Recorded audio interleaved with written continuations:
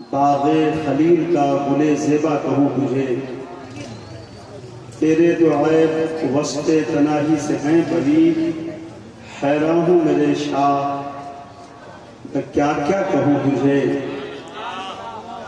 لیکن رضا نے ختم سخن اس پہ کر دیا کہ خالق کا بندہ خلق کا آقا کہوں تجھے۔ حضرات،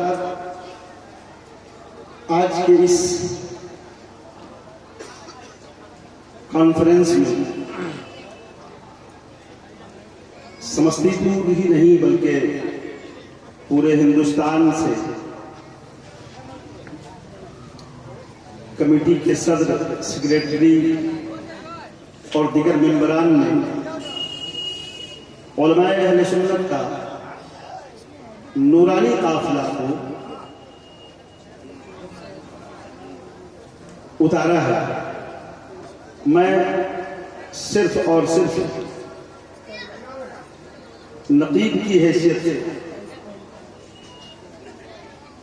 آپ کی بارگاہ میں چند جملے پیش کر کے رخصت ہو جاؤں گا۔ حضرت علامہ مولانا الفت حسین نوری صاحب یہ بہت بڑے شاعر ہیں، یقیناً شاعر ہیں۔ شاعر اسے کہتے ہیں جو خود سے شاعری کرتا ہے، سمجھ رہے ہیں؟ اور بے شمار موقع پر ان سے ہماری ملاقات ہے، اور قائد اہل سنت حضرت علامہ مولانا نوشاد رضوی صاحب قبلہ تشریف رکھتے ہیں۔ میں نہیں جانتا تھا، لیکن آج چترویدی مہان نے اس بات کا اسی اسٹیج سے اعلان کیا ہے، تو انشاءاللہ تعالی اب مولانا نوشاد رضوی جیسا عالم جو اپنے قوم کے ہر درد کو محسوس کرتا ہے، چاہے وہ دینی کام ہو یا آپ کا کوئی دنیاوی مسئلہ ہو، وہ اس آدمی تک آپ کو پہنچا دیتے ہیں جہاں سے آپ کا کام بننے والا ہے۔ اور اس کڑی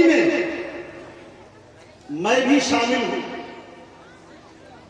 مجھ تک تو ضرور آواز پہنچاتے ہیں اور میں آگے تک آواز کو پہنچاتا ہوں۔ تو یہ یقیناً سمستی پور میں اگر کوئی قائد اہل سنت کہلانے کا حق رکھتا ہے تو آج کی تاریخ میں مولانا نوشاد رضوی صاحب قبلہ ہے۔ ذرا زور سے بول دیجئے کہ بھائی آپ تائید کرتے ہیں کہ نہیں؟ کرتے ہیں۔ کوئی آسمان سے ٹپکتا نہیں ہے۔ اگر کوئی عالم بنتا ہے تو مشرق استاد کے کرم، کوئی پیر بنتا ہے، سرکار چراغا بنتا ہے، تو کسی مرشد کی جوتی کو سیدھی کرنے کی برکت سے بنتا ہے، اور کوئی مبلغ بنتا ہے تو دین کی خدمت کی وجہ سے، اور کوئی مفتی بنتا ہے تو فقہ اصول کو جاننے کی بنیاد پر بنتا ہے۔ جس مسئلے کو ہم بغیر کتاب دیکھے نہ بول سکتے ہیں نہ لکھ سکتے ہیں، وہ علامہ مفتی طیب علی رضوی کو یہ حق حاصل ہے، ہم جدی کو یہ حق حاصل ہے کہ برسرشت ابھی اسی وقت شریعت کے کسی معاملے میں فیصلہ لے سکتے۔ اتنا مبارک اسٹیج جہاں بیک وقت عالم بھی ہو، مفتی بھی ہو، حافظ بھی ہو، قاری بھی ہو، اور سب کا سب سرکار چراغا کا عقیدت مند بھی ہو، سرکار چراغا کا فیضان جاری ہو۔ حیدر بھائی سے ملاقات ابھی تک ہوئی نہیں ہے، پتہ نہیں جاتے وقت نہیں ملیں گے کہ نہیں، ہو جائے گی انشاءاللہ۔ ہاں بہت مصروف ہیں، میں نے آتے وقت دیکھا تھا، بہت مصروف ہیں۔ اللہ ان کی مصروفیت کو سلامت رکھے، چونکہ ہر آدمی اپنے کام سے پہچانا جاتا ہے، نہیں نام سے نہیں، اپنے کام سے پہچانا جاتا ہے۔ تو حضرات محترم،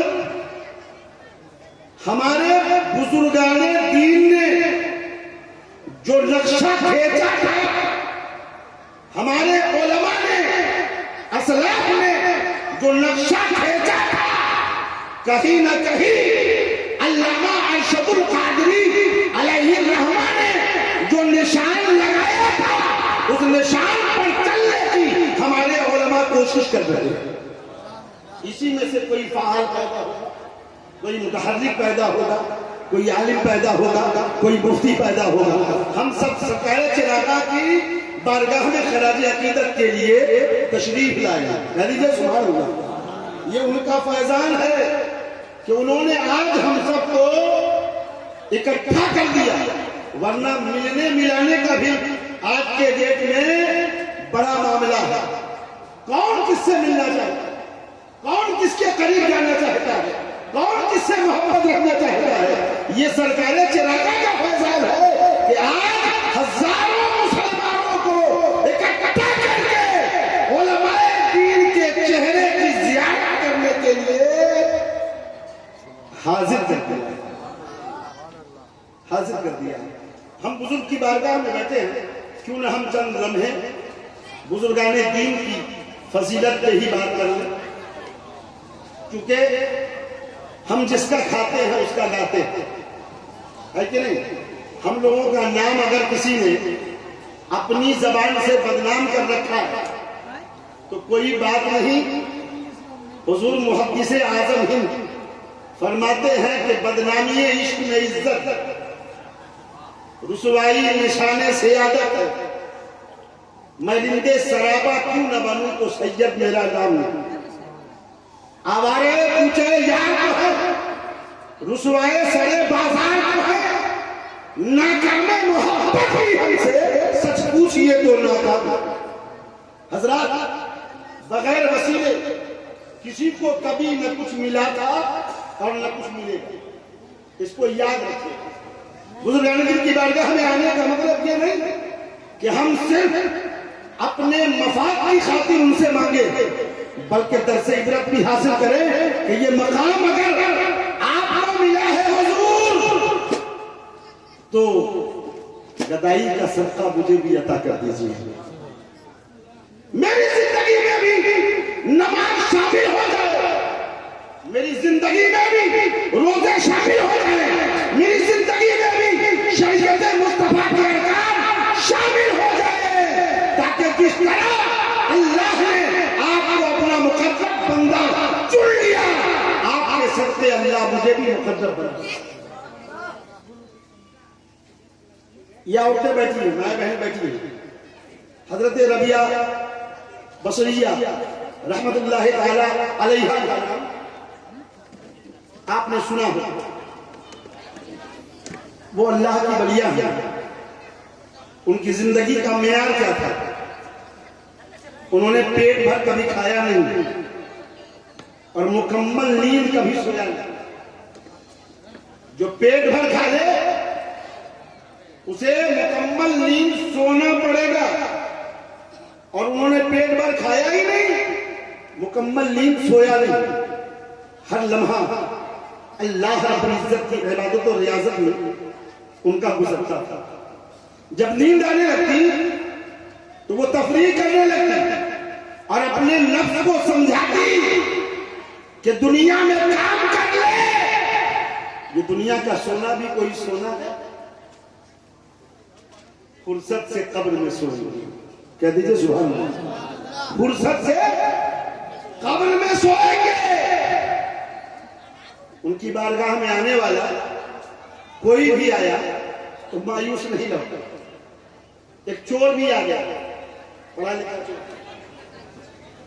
آج کل تو ہم لوگ کوئی بھی کام کر رہے ہیں تو بے پرواہ ہو کر، لاپرواہ ہو کر، پڑھا لکھا آدمی جب کوئی کام کرتا ہے تو بڑا سلیقے سے کرتا ہے۔